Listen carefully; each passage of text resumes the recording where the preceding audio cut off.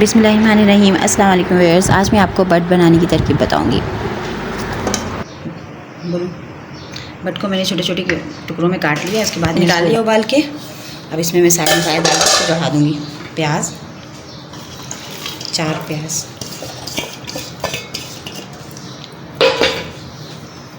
टमाटर, 4 टमाटर, लहसुन अदरक को खुरच लिया है मैंने, खुरच के डाल दें कद्दूकस करके।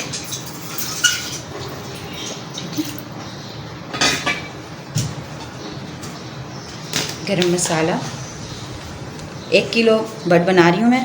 गरम मसाला इसमें 1.5 चम्मच डालूँगी।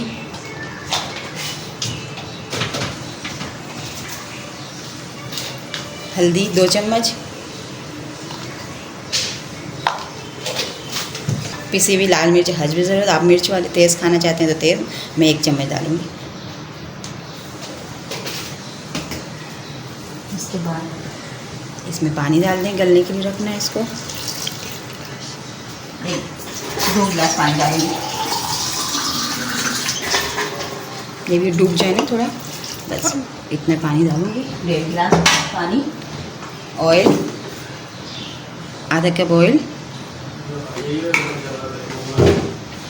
ना, नमक। ऑयल आप जितना भी डाल सकते हैं अपनी मर्ज़ी से।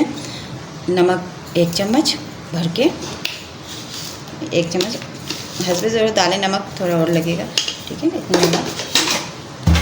इसके बाद मिर्च को चेक करें, इसको इस तरह से ऊपर नीचे करें। जब ये गल जाएंगे तो फिर मैं इसको भून कर इसमें ज़ीरा काली मिर्च पीस के डालूँगी और धनिया हरी मिर्चें डालूँगी। जब मैं इसको भून लूँगी उसके बाद अब मैं इसको गलने के लिए रख देती हूँ। कुकर के ढक्कन बंद करूँगी दूर से। और काली मिर्च इसको भून लूँगी।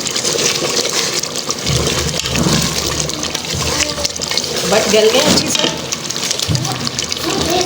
धनिया पत्ती और हरी मिर्च। बट गलने में आधा 1 घंटा लगा है।